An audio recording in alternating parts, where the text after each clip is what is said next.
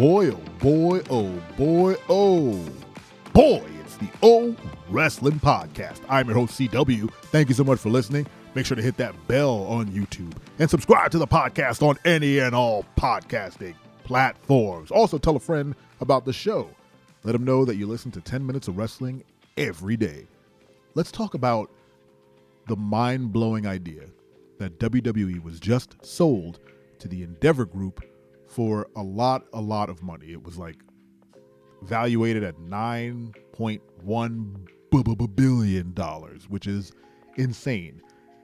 I think the UFC in itself is worth $12 billion, and they are now effectively a partner to WWE. This is huge. This is crazy big. I remember thinking when all this, nonsense was going down, where they were firing everybody back in 2020, and, they were, stopping people from using Twitch and all those social media apps, and they were just making all these weird money cutting decisions. Everyone said that Vince or, Nick Khan was preparing for a sale of WWE, but nobody wanted to believe it. I myself included.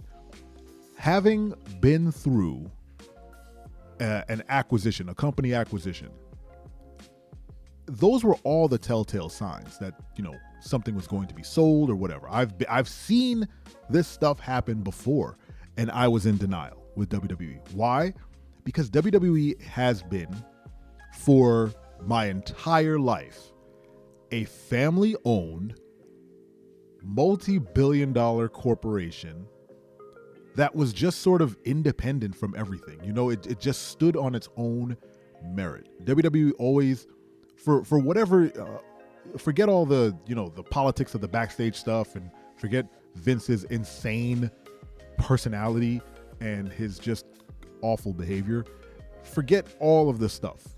As a company, WWE has always been a family-owned, multi-billion-dollar corporation owned by one crazy old dude. And it just felt different than most other companies. Even Amazon, which was started by Jeff Bezos, has become corporate. It's very corporate. Like it's an institution now, but there's a level of like familiarity with WWE that I think fans would understand, knowing that the dude who owns the company, the billion-dollar guy who runs the entire global corporation of WWE, was literally at every single show. Granted, he was terrorizing everybody with his poor decisions, but he was there. He was active. He was literally right behind that curtain. Every time Raw would turn on and you would see someone walk through the curtain, they were walking past Vince. They were walking by the guy who owned the company, the old man. There's something endearing about that. Again, like I said, forget all the craziness that he actually did, and just think about how wild that is, that a CEO of a company, the chairman, the big dog, was like high-fiving friggin' his employees every single show. That's madness. And now WWE has entered a completely new realm as a corporation. They are now owned by someone who's not a McMahon.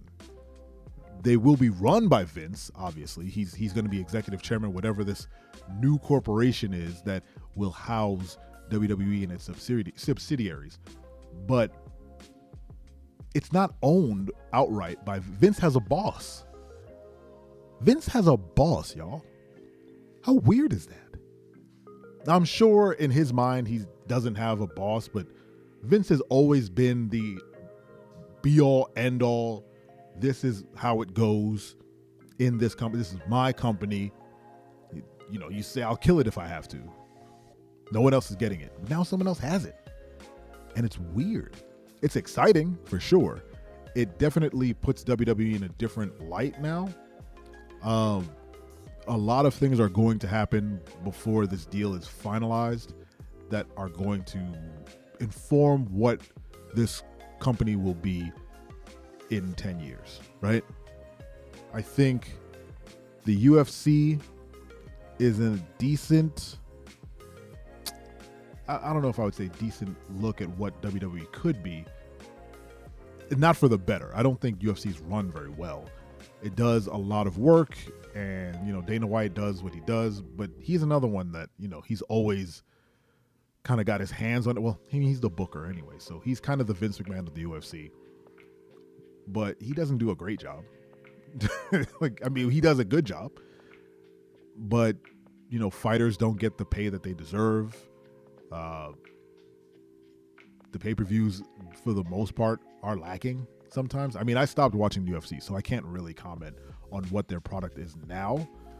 But when I was watching, I was very unfulfilled.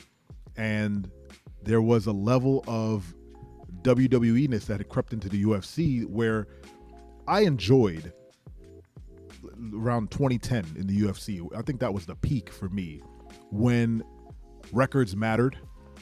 People had to work their way up to a title fight. You couldn't just call somebody out on social media and get a fight. Chael Sonnen's build to fight Anderson Silva is still one of the epic runs I think I've seen in the UFC. He had to fight his way to get to Anderson Silva, and then when he got there, he lost.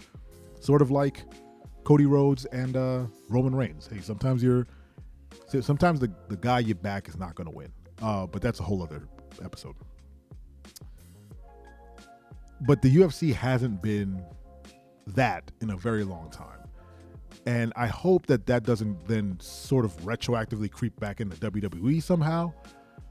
But it's still wild that WWE now has a parent company that is going to be making decisions for the fans.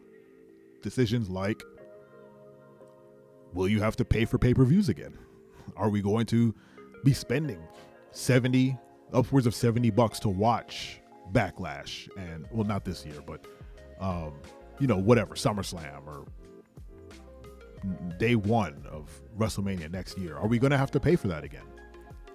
Will they bring back the WWE Network and charge us whatever $9.99 to watch the pay-per-views and get rid of Peacock? I would be all on board for that. That'd be fine. Will they create some new crazy combat app where you can watch all the old uncensored matches of WWE and UFC and all their, fighter camps and documentaries and all that stuff? I would love to watch that.